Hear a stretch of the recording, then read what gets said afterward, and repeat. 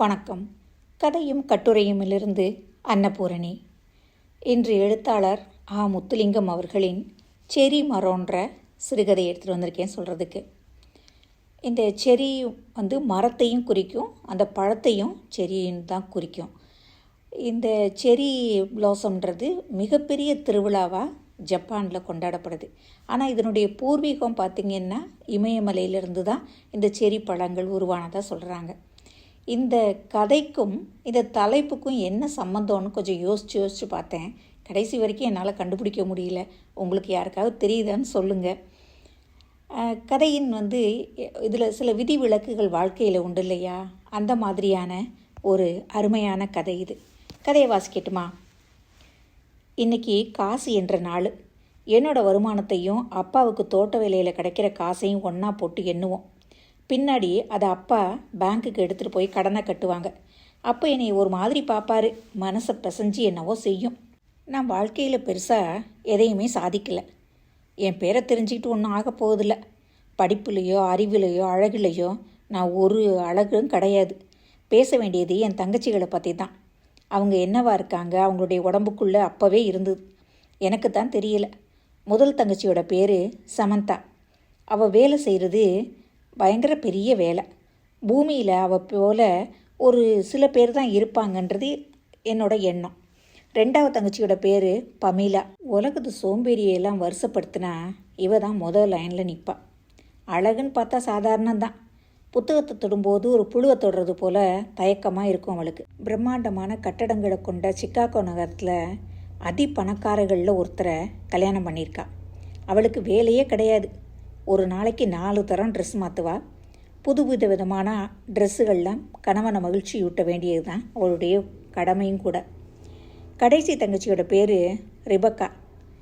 யாரையும் ஒரு செகண்டில் மயக்கிடக்கூடிய அழகு சௌந்தரியவதி. முகத்துக்கு வெளியே நீட்டிருக்கக்கூடிய அழகான இமைகள். அவள் கழுத்து சைஸும் இடுப்பு சைஸும் ஏறக்குறைய ஒன்று தான். ஒரு நல்ல போர் வீரன் வாழை சுழற்றுறது போல் இவர் தன்னுடைய வசீகரத்தை 4 பக்கமும் சுற்றினபடிக்கே இருப்பாள். என்ன தான் இவ அழகை மிகைப்படுத்தி சொன்னாலும் அது குறைவாக தான் இருக்கும்.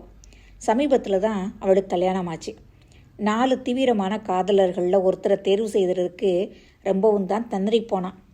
எங்கள் வீடு 2 அறை கொண்டது தான். வீட்டினுடைய வலது பக்கத்து சுவர் பக்கத்து வீட்டு சுவரோடு இணைச்சி கட்டப்பட்டிருந்ததுனால அந்த சுவத்தில் ஜன்னல் கிடையாது. கார் நிற்காட்டுறதுக்கு முன்னாடி செரி மரம் நின்றுச்சு. மிக பழமையான மரம். 100 வருஷம் இருக்குன்னு அப்பா சொல்கிறார். பக்கத்து வீட்டுக்காரருக்கு அந்த மரத்தை கண்டாலே பிடிக்காது. எந்த நேரமும் அது தன் வீட்டில் மேலே விழுந்து தன்னை கொன்றுலான்னு நகராட்சிக்கு தொடர்ந்து கடிதம் எழுதிக்கிட்டே இருந்து அவங்களுடைய முடிவுக்காக காத்திருக்கார். நான் மார்ச் மாதத்திற்காக காத்திருக்கேன். அப்போ தான் செரி மரம் பூக்கும். முதல் தங்கை பற்றி சொல்கிறதுக்கு நிறைய இருக்குது. அவள் தன்னுடைய உதவியாளரையே மனைவி முடிச்சுட்டு நியூயார்க் நகரத்தில் 30 மாடி கட்டடம் ஒன்றில் குடியிருக்கா. மேல் மாடியில் அவள் வீடு, கீழ் மாடியில் அவளுடைய அலுவலகம். கணவனும் மனைவியும் தினம் குறைஞ்சது 18 மணி நேரம் பல உதவியாளர்களோட வேலை செய்கிறாங்க. சமந்தாவை அவசரத்துக்கு தொலைபேசியில் பிடிக்க முடியாது. வார்த்தைகளில் பேசினா நேரம் போயிருன்றது அவளுடைய கொள்கை. குறுஞ்செய்தியில் மட்டும்தான் அவளை தொடர்பு கொள்ளலாம். உலகத்தில் மிகவும் பழசான விலை மதிக்க முடியாத நூல்கள்லாம் அந்த புஸ்தகத்துக்கு கேடு வராமல் கலை நயத்தோட மீளுருவாக்கம், அதாவது ரீப்ரொடக்ஷன் செய்கிறது தான் அவளுடைய வேலை. அநேகமாக ஆங்கில நூல்கள் தான் வரும். அவளுடைய கணவருக்கு ஹீப்ரு மொழி தெரியுன்றதுனால ஹீப்ரு மொழி நூல்களும் வருது. பிரிட்டிஷ் அருங்காட்சியகத்துக்கு ஒரு பிரதான நூல் கிடச்சிருக்குன்னு உடனே சமந்தா அங்கே பறந்து போவா. இஸ்ரேலின் தேசிய நூலகத்தின் தலைமை பணியாளர் பண்டைய ஏடு ஒன்று அகப்பட்டிருக்கிறதுன்னு சொன்னாங்கன்னா அடுத்த நாளே அங்கே நிற்பா. 2 மணி தூரத்தில் உள்ள அப்பாவையோ என்னையோ பார்க்குறதே கிடையாது. வீட்டில் நானும் அப்பாவும் தான். சின்ன வயசுலேயே என் மூளையை அறிவினால் நிரப்பிடணும்னு ஆசைப்பட்டேன். அது நடக்கலை. வருமான வரி பரீட்சைக்கு நானாகவே படித்து அதில் தேர்ச்சி அடைஞ்சேன். என்னை தேடி வாடிக்கையாளர்கள் வந்தாங்க. ஆரம்பத்தில் அவங்களுக்கு வருமான வரி கணக்குகளை ஒரு பயிற்சிக்காக செஞ்சு கொடுத்தேன். இப்போ ஒரு அறையை அலுவலகமாக மாற்றி அதையே என் தொழிலாக்கிக்கிட்டேன். எங்கள் வீட்டு முன்னாடி அறையில் ஒரே ஒரு படம் பெருசாக மாட்டப்பட்டிருக்கு. அதில் நாங்கள் 4 பேரும் இருக்கோம். இதை அப்பா தன்னோட கேமராவில் எடுத்த போது எனக்கு வயசு 14, என் தங்கச்சிக்கு 13, அடுத்தவளுக்கு 12, கடைசிக்கு 11. நாங்கள் 4 சகோதரிகளும் அப்போவே ஒரு முடிவுக்கு வந்திருந்தோம். நாங்கள் தனித்தனி ஃபேஸ்புக்கு கணக்கு ஆரம்பித்தாலும் ப்ரொஃபைல் பிக்சராக இதையே வச்சுக்கிட்டோம். எந்த காரணம் கொண்டும் அதை நீக்கக்கூடாது. தினம் எனக்கு கேள்வி வரும், நீங்கள் யார், இவரா அவரா அப்படின்னு. நான் சொல்ல மாட்டேன். இடது பக்கம் கடைசியிலே நிற்கிறது யாருன்ற கேள்வி அதிகமாக வரும். அது ரிபக்கா தான். அவளுக்கு ஃபேஸ்புக் மூலம் நிறைய ஃப்ரெண்ட்ஸ் கிடச்சாங்க. முகத்தை பார்க்காமலேயே காதல் கொண்டாங்க. அவள் ஏதாவது குறிப்பு கொடுத்துருப்பா, சொல்ல முடியாது. ஆண்கள் போட்டுறத ரொம்ப விரும்புவா. கவிதை எழுதுகிறவங்க தான் அதிகம்பா. எல்லாமே திருடின கவிதைகள் தான். நான் மூச்சை விட்டால் அவன் சுவாசப்பை நிரம்புகிறதாம். இன்னொருத்தன் 100 நாரைகள் தரையிறங்குவது போல் உன் வருகை அழகாக இருக்கிறது என்று சொல்லுவான். இராணுவம் ஊரை சுற்றி வளைப்பது போல என்னை சுற்றி வளைத்து மூச்சு விட முடியாமல் இருக்குவான். நிரப்பப்பட்ட மது கிளாசான் என்று என்னை வர்ணிக்கிறான்னு ஒரு நாள் சொல்லுவாள். ஆனால் பாலைவனத்து ஒட்டகம் போல மதுவை ஒரே மடக்கில் கொடுத்து விடுகிறான். அப்போ ரெபக்கா கல்யாணம் முடிச்சிருக்கல. ஒரு நாள் தன் புது காதலனை வீட்டுக்கு கூட்டிகிட்டு வந்தாள். செல்பேசியை உள்ளங்கையில் வச்சு மூக்குக்கு கிட்ட பிடிச்சு முகர்வது போல பேசுவாள். கண் சிமிட்டிய போது ஏதோ குறும்பு செய்ய போகிறாள் என்று புரிந்தது. அவளுடைய காதலனை பார்த்தேன்.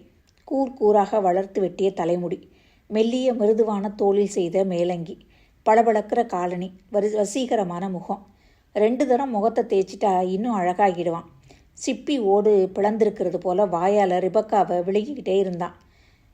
காஃபி கோப்பையை அவன் துவதற்கு கிட்ட கொண்டு போகும்போது சட்டுன்னு ஒரு காலை தூக்கி மறுக்கால் மேல் போட்டாள். தொடைகளால் எதையோ இறுக்கி கவி பிடிப்பது போல அந்த அசைவு இருந்தது. அவன் தடுமாறி காப்பியை கீழே கொட்டிட்டான். அடுத்த அரை மணி நேரமாக அவன் முழங்காலில் உட்காந்து நிலத்தை தொடச்சிக்கிட்டு இருந்தான். அப்பா வீட்டில் இருக்கும்போது ஏன் இன்னும் அவர் வேலைக்கு போகலன்று எரிச்சலாக வரும். அவர் வெளியே போனதும் திரும்பி வரமாட்டாரான்னு மனசு ஏங்க தொடங்கிடும். ஒரு பதற்றம் வந்துடும். அன்னைக்கு காலையில் ஒரு முட்டை பழுசாக போச்சு. அப்பா ஆற்ற முடியாத துயரத்தில் ஆழ்ந்துட்டார். வெறும் முட்டை தானேப்பா அப்படின்னே. வெறும் முட்டையா? ஒரு வெள்ளைக்கரு, ஒரு மஞ்சக்கரு. கண்ணில் கண்ணீர் சேர்ந்து விடுறது போல இருந்தது. முன்னெல்லாம் தொட்டதுக்கெல்லாம் சுருக்குன்னு சீறி விழுவார். இப்போ எந்த சின்ன சம்பவத்தையும் துக்கமாக மாற்றிடுறாரு. சாயங்காலம் வழக்கமாக களைச்சி வீடு திரும்புகிற அப்பா அன்னைக்கு உற்சாகமாக காணப்பட்டார். பழைய கம்பெனி அடையாள அட்டை அவர் கழுத்தில் தொங்குச்சு. அவர் மத்தியானம் குடித்த சூப் என்னன்றது அவருடைய தடித்த தோட்ட உடுப்பின் முன்பகுதியை பார்த்தாலே தெரிஞ்சு போயிடும். ட்ரில்லியம் பூவை இன்னைக்கு பார்த்தேன் அப்படின்னார். அது என்னப்பா? 3 இதழோட வெள்ளை வெள்ளேருன்னு இருக்கும். அந்த பூவை பிடுங்கினா செடியே இறந்து போயிடும். சில நாடுகளில் அது சட்டவிரோதமான செயல் கூட. விதிவிலக்கு பூ, ஆனால் ரொம்ப அழகாக இருக்கும் அப்படின்னார். திடீர்னு ஏதோ நினச்சி மௌனமாகி அவருடைய உற்சாகம் வடிஞ்சு போச்சு. என்னை நேர பார்க்காம, உனக்கு நான் நல்ல அப்பாவாக இருக்கிறேனாம்மா? இதில் என்ன சந்தேகம் அப்பா? உன்னோட தங்கச்சிமாரெல்லாம் கல்யாணம் பண்ணிக்கிட்டாங்க. அந்த துயரம் உனக்கு ஒன்றுமே இல்லையா? என்ன துக்கம் அப்பா? உலகம் விதிவிலக்குகளால் நிரப்பப்பட்டிருக்குன்னு நீங்கள் தானே சொன்னீங்க. பூமிக்கு ரொம்ப பக்கத்தில் இருக்கக்கூடிய வெள்ளி கிரகம் மற்ற கிரகங்கள் போல இல்லாமல் எதிர்பக்கமாக தானே சுழலுது. வருமான வரி விண்ணப்பம் தயாரிக்கிற மாதங்களில் நிறைய வாடிக்கையாளர்கள் என்னை தேடி வருவாங்க. அவங்க வேலையை உடனுக்குடனே செஞ்சு கொடுத்துடுவேன், பணமும் தருவாங்க. புதுசாக ஒருத்தன் என்னையை பார்க்க வந்தான். கீழ் உதடும் மேல் உதடும் ஒரே பருமன். அதுவும் ஒரு கவர்ச்சி தான். 10 பேர் அறையில் கூடி விட்டது போல ஆழமான குரல். அவனுடைய வருமான வரி கணக்கை செய்தேன். அடுத்த வருஷங்களில் எப்படி வரியை குறைக்கலான்னு நுட்பத்தையும் சொல்லி தந்தேன். காசை கொடுக்கும்போது மோகனமாக பார்த்தான். கனிவாக சிரித்தான். டெலிஃபோனில் அழைக்கிறதா சொன்னான். காத்திருந்தேன். அடுத்த வருஷம் வருமான வரி கணக்கை முடிக்க அவன் வரவே இல்லை. அன்னைக்கு காசு எண்ணக்கூடிய நாள். திடீர்னு என் 2வது தங்கச்சி பமீலா என்னை பார்க்க வந்தாள். அவள் சும்மா வரமாட்டா. போன தடவை நிதி மந்திரி விருந்துக்கு கூப்பிட்டதை சொல்கிறதுக்காக வந்தான். இவளுக்காகத்தான் அப்பா நிறைய கடன்பட்டு படிக்க வச்சார். இவள் படிக்கவே இல்லை, பையங்களோடு தான் சுற்றிக்கிட்டு தெரிஞ்சா. அப்பா காசு அனுப்ப பிந்தினால் வீட்டுக்கு வந்து சத்தம் போடுவாள்.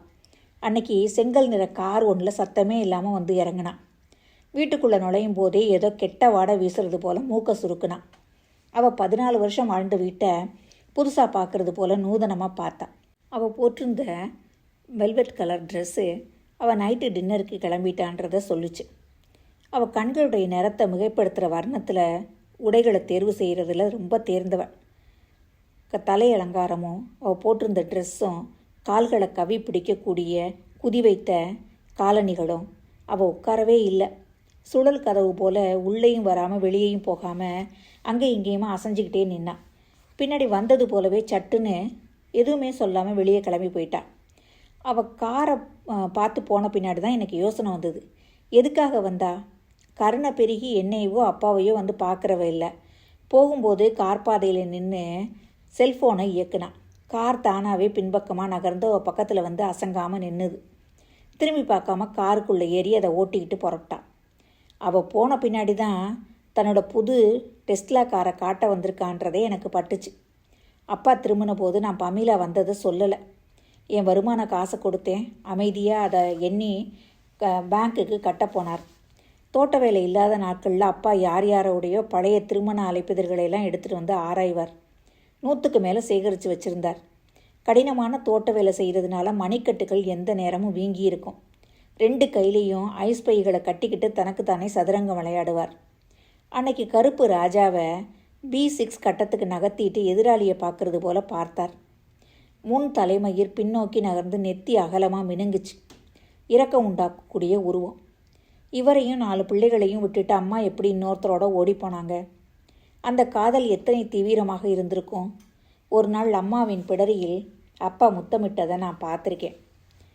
அம்மா உங்களை காதலிக்கலையாப்பா அப்படின்னு. காதல் சோப்பு கட்டி போல் தேஞ்சு தேஞ்சு இறுதியில் ஒன்றுமே இல்லாமல் போயிடுச்சு. அப்பா பலகையை திருப்பி வெள்ளராஜாவுக்காக விளையாட ஆரம்பித்தார். விளையாட்டு முடிஞ்ச பின்னாடி இன்றைக்கி யார் ஜெயிச்சாங்கன்னு கேட்டேன். நான் தான் அப்படின்னார். தோத்தது யாருன்னே. அதுக்கும் பதில் நான் தான் சொன்னார். கிட்டத்தட்ட அவருடைய வாழ்க்கையை போல. அதுதான் அவர் கடைசியாக விளையாடிய சதுரங்க ஆட்டம்னு நினைக்கிறேன். தன்னோட உடம்புக்குள்ளர மறைந்து கொண்டிருந்தார். சில நாட்களில் வேலைக்கு போக மறந்தார். ஏதாவது கேட்டால் பதில் சொல்லாமல் வெறிச்சு பார்த்துக்கிட்டு இருந்தார். அந்த பார்வை என்னையும் தாண்டிக்கிட்டு போச்சு. ஒரு நாள் அப்பா உங்கள் பேர் என்னன்னு கேட்டேன். அவர் திடுக்கிட்டு 7ஆம் வாய்ப்பாட்டை தலையீழாக சொன்னது போல பார்த்தார். பின்னாடி கழுத்தில் தொங்கின அடையாள அட்டையை தூக்கி நேர பிடிச்சி பெயரை படித்து எனக்கு சொன்னார். அப்போ தான் எனக்கு திக்குன்னு இருந்துச்சு. இன்றைக்கி என்னை வந்து பார்க்குறதா சொன்ன என்னோடய ஃபேஸ்புக்கு ஃப்ரெண்டு படத்தில் பார்க்குறதுக்கு அழகாக தான் இருந்தான். அழகுக்கு எப்போவுமே நான் முதலிடம்லாம் கொடுக்கறது கிடையாது. என்னை வசீகரக்கூடிய விதமாக தொலைபேசியில் பேசினான். படத்தில் எத்தனையாவதா நான் நிற்கிறேன்னு என்னை பல தடவை கெஞ்சி கேட்டால் நான் சொல்லலை. ஆனால் ஊகித்திட்டதாக சொன்னான். எப்படின்னு கேட்டேன். என் குரலுக்கும் உருவத்துக்கும் உள்ள ஒத்துமைன்னா. இது 10 வருஷத்துக்கு முன்னாடி எடுத்த படம். என் முகம் இப்போ எப்படி இருக்குன்னு ஊகிக்க முடியுமான்னு கேட்டேன். முடியும்னு சொன்னான். பல முறை என்னை சந்திக்க வரப்போகிறதா பயமுறுத்தினா. நான் தான் நாட்களை கடத்தினேன். ஆனால் தொடர்ந்து தொந்தரவு செஞ்சுக்கிட்டே இருந்ததை அவன் நிறுத்தவே இல்லை. ஒரு வாரம் முன்னாடி டெலிஃபோனில் ஒரு தகவல் விட்டுருந்தான். தொலைபேசி 1 அழுத்தவும்னு போட்டிருந்துச்சு. அழுத்தினேன். என்னை வந்து பார்க்கணுமா, தேதி கேட்டிருந்தான். தன்னை ஒரு வருமான வரி வாடிக்கையாளர் போல பாவனை செய்ய சொன்னான். தொலைபேசி பதில் சொல்வதென்றால் 8 அழுத்த சொன்னது. சேமிப்பதற்கு 9 அழுத்த சொன்னது. அழிப்பதற்கு 7 அழுத்த சொன்னது. நான் 7 அழுத்தினேன். 2 நாள் கழித்து அவங்ககிட்ட இருந்து ஒரு டெக்ஸ்ட் மெசேஜ் வந்துச்சு. உன் வீட்டு செரி மரம் அழகாக பூத்துருக்கு. எனக்கு திகப்பாக இருந்துச்சு. எப்படி தெரியும்? கூகுளில் பார்த்தேன். இயற்கை விரும்பியா இவன்? நல்லவனாக தான் இருப்பான். என் முகத்தை பார்த்தது கிடையாது. வருமான வரி கணக்குகள் செய்கிறவன் அப்படின்றது மட்டும்தான் அவனுக்கு தெரியும். இவனை நம்பலாமா? மார்ச் 27ஆம் தேதி சந்திக்க சம்மதம்னு சொன்னேன். தேதியினுடைய முக்கியத்துவம் பற்றி அவனுக்கு புரிஞ்சிருக்குமோ என்னமோ தெரியாது. இன்றைக்கி தான் அவன் வர்ற நாள். காலையில் 10:30க்கு வர்றதா சொல்லியிருந்தான். அன்னைக்கு முழு நாளும் வேறு வருமான வரி வாடிக்கையாளர்கள் வரமாட்டாங்க. அப்படி ஏற்பாடு பண்ணியிருந்தேன். மேஜையில் வருமான வரி கணக்கு கோப்புகள் அடுக்கி இருந்துச்சு. அது நேர மறுபடியும் ஒரு வாட்டி அடுக்கி வச்சேன். சேரில் காயப்போட்டு நீண்ட காலுறைகளை மறைச்சேன். என்னை பற்றி எல்லா தகவல்களையும் ஏறக்குறைய அவனுக்கு சொல்லியிருந்தேன். 1-2 தவறி போயிருக்கலாம். அதானே சுவாரஸ்யம். நான் தயாராக இருந்தேன்.